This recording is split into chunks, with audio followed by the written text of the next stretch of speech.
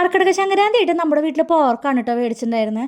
അരിഞ്ഞ് കിട്ടിയിട്ടുണ്ടായിരുന്നില്ല, അതുകൊണ്ട് ഞങ്ങൾ അവനെ പിടിച്ചാണ്ട് അരിഞ്ഞു. എന്നിട്ട് നന്നായിട്ട് കഴുകി കുക്കറിലേക്ക് ഇട്ടു. ആവശ്യത്തിന് ഉപ്പ്, കുരുമുളക് പൊടി, മഞ്ഞൾപ്പൊടി, പിന്നെ കുറച്ച് വേപ്പിൻ്റെ ഇലയും കീറിയിട്ട് കുറച്ച് നേരം ഒന്ന് മിക്സ് ചെയ്തിട്ട് വെച്ചു കേട്ടോ. എന്നിട്ട് 3 വിസിൽ അടുപ്പിച്ച് വേവിച്ചെടുക്കുക. വേവിച്ചെടുത്തിട്ട് വെന്തിട്ടില്ല എന്നുണ്ടെങ്കിൽ ഒരു വിസിലും കൂടി അടുപ്പിച്ചോ. എന്നിട്ട് ഒരു ഉരുളി വെച്ച് ആദ്യം ഞാൻ കുറച്ച് ഓയിൽ വെച്ച് പെരിഞ്ജീരകം പൊട്ടിച്ചു കേട്ടോ.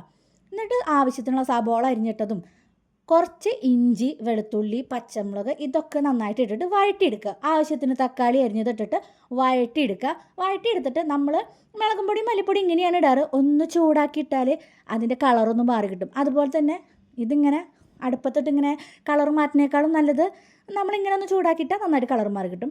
എന്നിട്ട് കുറച്ച് മല്ലിയിലയും കൂടി ഇട്ട് ആ വേവിച്ച് വെച്ച പോർക്കും കൂടി ഇട്ടിട്ട് മിക്സ് ചെയ്തെടുക്കുക. എന്നിട്ട് ഇങ്ങനെ വരട്ടി എടുക്കുക. നല്ല രസമാണ് ഇങ്ങനെ വരട്ടി എടുത്താൽ കേട്ടോ. നന്നായിട്ട് ഇങ്ങോട്ട് വരട്ടിയെടുത്താൽ നെയ്യ് മാറി നിൽക്കും. നല്ല രുചിയോട് കൂടി നല്ല ടേസ്റ്റാണ് കേട്ടോ ഇങ്ങനെ ഉണ്ടാക്കിയാൽ.